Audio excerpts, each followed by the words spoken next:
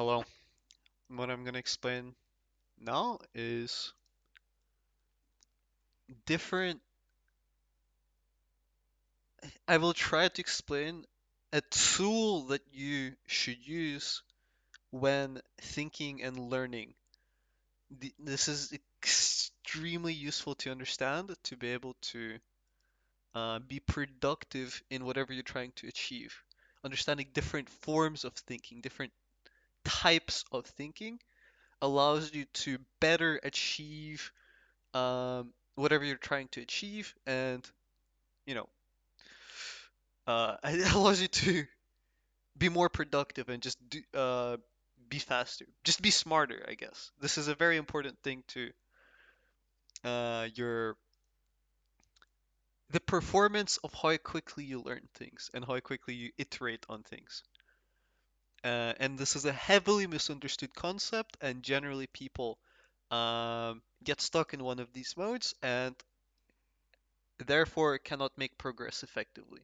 And it takes them years and years to figure out trivial things that I can figure out in a span of a few minutes. Why? It's because I understand this and they don't. Um, and also why I couldn't understand certain things for some time is because I couldn't engage with these ideas. Um, so, what is convergent and divergent thinking? Divergent thinking is simply just sparse thoughts. Thoughts. It uh, Sparse thoughts. Well, okay, I'll explain the word convergent, divergent. It comes from. I'll assume that you don't know what I mean by this word. Convergent is something that focuses in on one thing, and divergent is something that splits focus from one thing into multiple.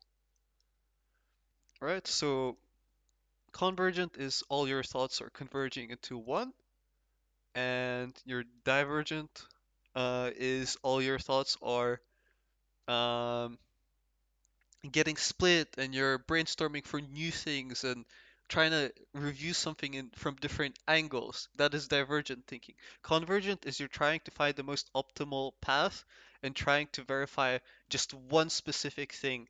Um, kind of. So how do these two types of thinking interact? Okay, wait. I'll give like a polar example. So an example of convergent thinking is I give you an equation. 2 plus 2 is what? And the answer is there's only one answer. If when it's framed this way, the answer is going to be 4, 100%, right? Divergent is what are all the combinations that could create 4, right? So 2 plus 2, the answer to that is only one. There's only one possible answer. And but to what combination of numbers can make 4, there's an infinity answers, right? So the difference between convergent and divergent is convergent can be resolved using the information that you have, and divergent is using the information that you have to um, try to find and uh, think about all the possibilities uh, based on the information that you have, right? And your thought patterns, I'm not going to talk about your thought patterns. What I have found to be a very effective approach to thinking is alternating between these two. So, um, generally, should I explain that? No, I'll explain that after. Okay. So, uh, what you want to do is you want to let's say you have some form of long-term challenge or problem that you're trying to resolve. Some or some discipline that you're trying to get better at, or some long-term goal you're trying to achieve, right? Um, you could argue that, well, if I have only one goal, then I just go convergent thinking and I solve it. No, there is a downside to convergent. Convergent is very good at solving issues, but it is bad at finding things that you haven't considered. Um, Actually, these types of thinking can even be attributed to genders because men are generally more prone to convergent thinking, which makes them hard-headed and not open to ideas. It makes it a little bit harder for them to. Well, actually, I think it's wrong by the stereotypes of genders because I think those stereotypes are not really accurate. Um, like saying it by gender based on the society we live at, those stereotypes are just not even accurate anymore. So actually, fuck that. I'm not gonna use that stereotype. Um, as in, women are way more hard-headed. Uh, uh, at least in the younger generations. In older generations, yes, women are a little bit more open, more considering, and men are these hard-headed, stereotypical, whatever. Doesn't matter. Fuck the stereotypes. Who cares? Right? So convergent is good at solving something if you already have the information that you need to solve it, but it is bad at finding different and new paths of solving something. It is bad at uh, reassessing your beliefs. It is bad at optimizing. As in, it is it's it's the most optimal if you want a result right now in the shortest amount of time and you already have all the resources for it. Yes, it's the most optimized. It allows you to focus. Being focused is an example of convergent thinking.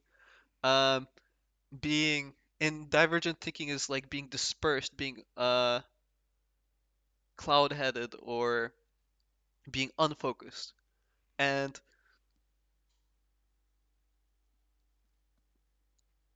um, the problem with convergent is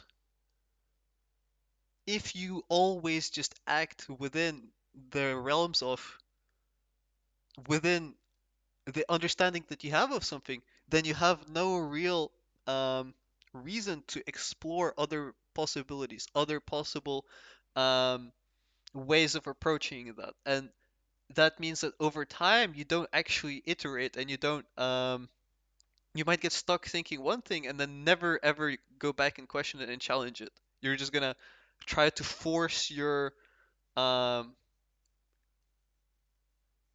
force your way of being, and it might be extremely inefficient, right? So an example of that is I've coached in Counter-Strike. What's the common issue? People play thousands and thousands of hours of this game, myself included, and they try to do the same thing over and over and over and over and over and over and over again. And they're not iterating, they're not questioning why they're doing it. They're not meaningfully um, adapting or whatever. They're just trying to um, reinforce whatever they're doing, and reinforcement doesn't really work if you're stuck in trying to optimize. If you're trying to play every single game in the way you think is most um, effective, if you're trying to win every single game, um, and you don't leave some room to experiment, then you actually cannot improve.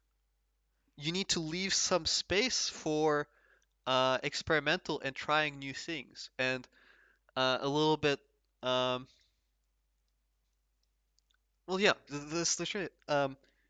You need to leave some space for trying new things to be able to uh, discover new things. Let's just say that. So convergent is most effective at getting result now, and it is the worst at finding uh, new ways. And divergent is complete opposite. It is if you cannot focus, if you're always divergent, then you're never gonna get shit done. You're just gonna sit there. For example, people brainstorming or overthinking all the time, blah blah blah. That is an example of divergent thinking. Uh, Convergent thinking is focused on uh, attaining the goal of solving the problem. Divergent thinking never ends. It can run forever. If you're stuck in loops where you just overthink, overthink, overthink, and you never do anything, you're prone to divergent thinking. You need to start working on convergent thinking. And if you are uh, the opposite of that, if you always get working very quickly, but you're like really stupid, or not stupid. You're just brute forcing things, and you're not um, reflecting. You're not actually improving over time. You uh, you kind of have the opposite problem. You're very productive, but for you to be more productive, you need to embrace a little bit of that scatterbrain and implement uh, times and places for you to do so. So what does that look like in practice? Um, I have a problem. I'm trying to solve it. First, I will try to understand the problem and try to view it from different angles, which makes me split up my um, well, no. First, I will identify the problem, which brings it down into one, and then I'll try to view this way I've identified it in different ways. That is divergent thinking. And then I'll try to um, figure out which one of those I think is most useful, and then I bring it back into one. Um, Once I've done that, I will go on to next stage and next stage, and basically what I end up doing is I end up switching between convergent and divergent. I have my brainstorming periods, and then I have my lock in and progress periods. And they are completely different, and they have completely different mindset and approach. Um, how should I say? For me to do the focused one, where I go from divergent to focused, it takes a lot of how should I say, energy, a lot of focus, a lot of concentration. The brainstorming one I could do with low concentration. I could be, I don't know, listening to music, having fun, um, talking to someone else, and I'll come up with all sorts of ideas. I, have you ever tried to do like a math problem and gotten stuck and then left, like given up, and then while you're chilling, you figure out how to actually do it, um, without even thinking about it. It's kind of works the same way. When you're relaxing, you're naturally going into divergent thinking, and it resolves the things that you it's more productive than if you were to keep trying the same thing over and over and over again. If you're getting stuck and you can't progress, and you're trying and you're putting in effort and you're concentrated, then it's time to brainstorm and try to find another way. How should I say? Convergent is allows you to quickly progress a path, but divergent allows you to find new paths and discover them. So in general, you should be mixing the two, convergent, divergent, and you should be planning your whatever you're doing. For example, I do a lot of programming. I plan my development phases into convergent and divergent cycles. So, for example, the divergent ones would be where I'm just brainstorming. I'm trying to find the consider all the possibilities and see what uh, are the different ways of doing something. And convergent is when I actually try to collapse those possibilities and get it into a result that I want or the shape that I want it to take. if I didn't do if I didn't split it that way, I get a clusterfuck where I can't develop quickly because I don't know what I'm trying to do. And if I just go with a random first thing that comes to my mind and stick with a convergent, then I'm just gonna do really bad code. I'm just gonna think of the dumbest, most maybe not elegant solution, something that is gonna be might take me 10 times longer than another solution, but at least I will work quickly on it, right? So it's important to have a distinction between convergent divergent thinking.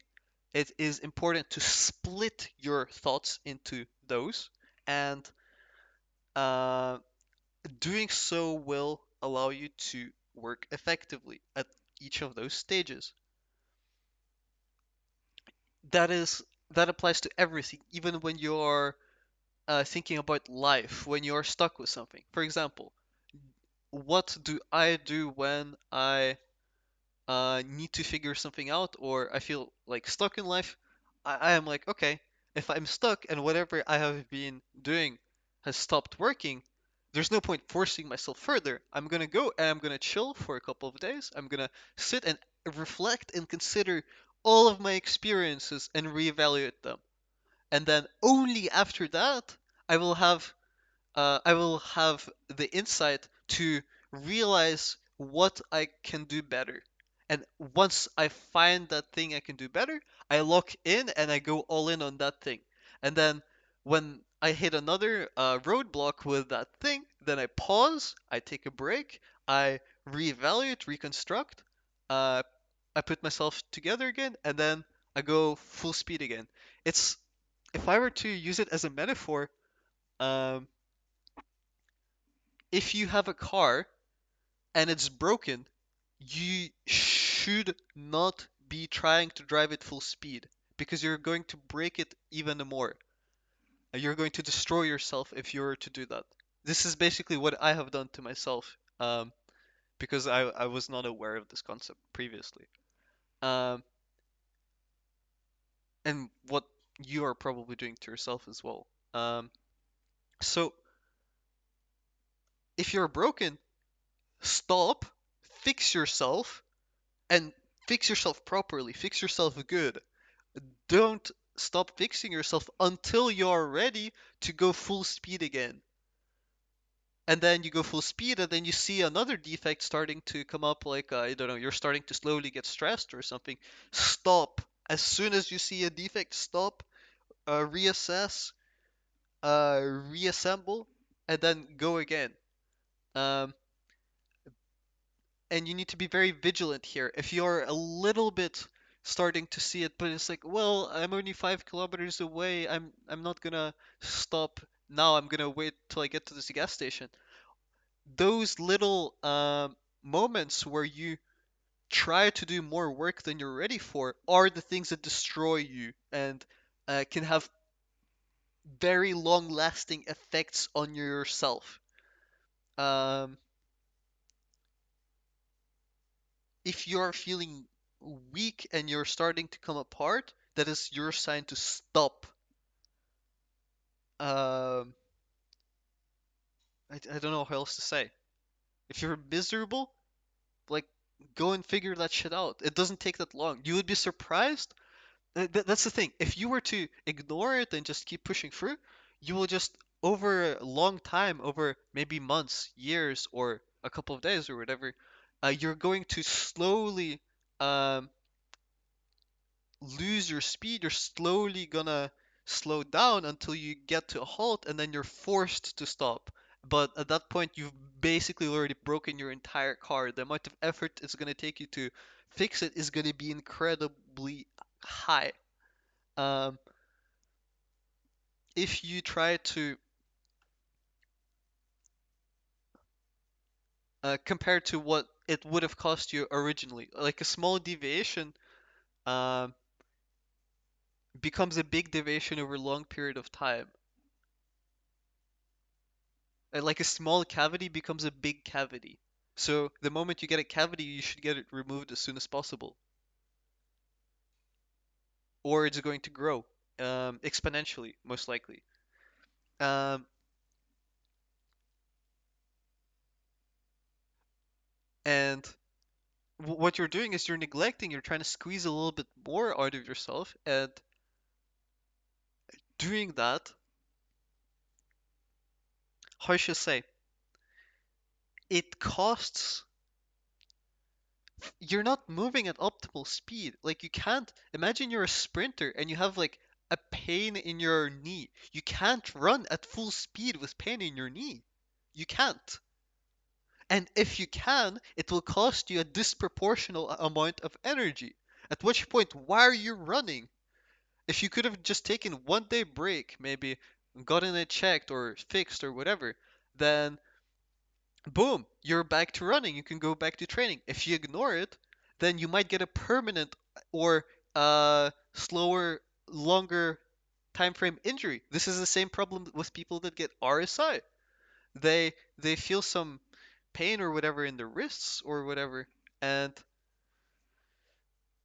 they just keep pushing, and then they get so fucked up that even when they go to the doctor, it's beyond healing, and they just can't aim or play anymore because their hands are fucked up. I have this problem. It's been years since I played FPS, and my wrists are fucked. They're still fucked. Um, okay, I think I've delivered my idea. There's convergent and divergent thinking. Um, what else is important to understand in this?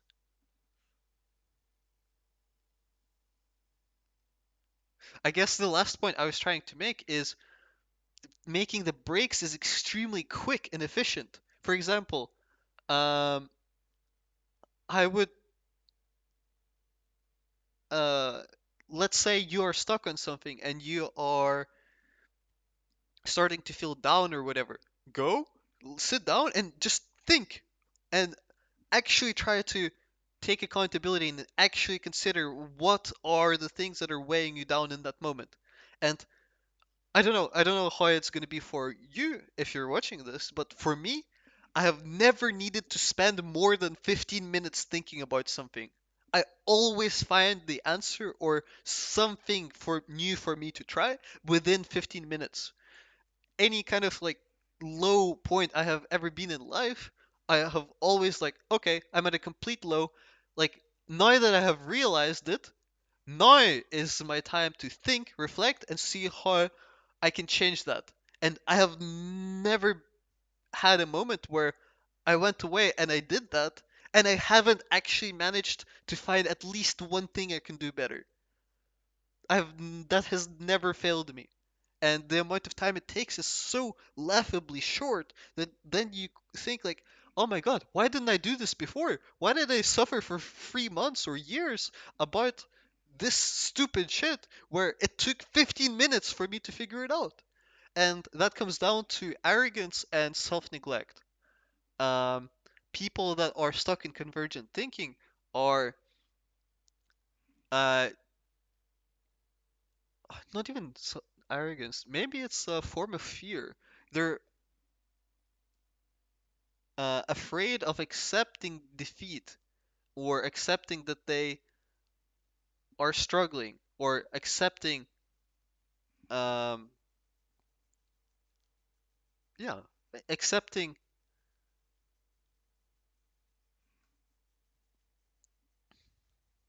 the fact that they might not be so perfect and so smart, and for they actually need to find something correct or need to reassess how they're doing something. It's very tempting to think that you're smart and you're a genius and you already know everything, but that is impossible. Not even statistically, it's just impossible. You cannot be uh you cannot there is no one in history of the world that will ever be able to do this because the nature of the world is it's infinite and capacity for intelligence is also infinite. So for you to be able to know the absolute correct answer to something, you need to be infinitely intelligent, which you will never be. So for us to um, productively operate, we need to update our approach every now and again. Doesn't matter how smart you are, but that is very painful to weak people to confront their um, inadequacy or weakness. And because of that, they delay it and delay it and delay it, and they get stuck into this convergent, like, oh, I'm just dumb, I'm not gonna think. And it feels productive, but it's not. It's not productive relevant to relative to what they could be. And the opposite is also true. You have the convergent people that are overthinking all the time, and uh they're also scared, but of a different thing. They're scared of putting their ideas to the test. While something is in theory, and they can just sit and shitpost theories all they want, uh, they could be accurate, they could be right or wrong, and you could create a lot of possibilities where, oh my god, I'm so smart, I'll just do this, this, and this. But you will never actually go out of your way to collapse those possibilities because you're scared of confronting with reality, where maybe you were wrong in your ideas. And so you just get stuck in this like mental masturbation where you're just forever thinking of shit and you're never actually checking or confronting your idea with reality. So both of anyone that is stuck in one of these is always going to have problems. You're going to have overthinkers and you're going to have not thinkers. And they're both fundamentally the same at their core. They are weak people. And pretty much I have not met a person who wouldn't benefit from doing this more. Even myself. I need I every couple of weeks or days I randomly get stuck in one of these loops, and I need to actively regain control and switch. It's incredibly hard and incredibly underrated to be able to do that. Okay, idea explained. Goodbye.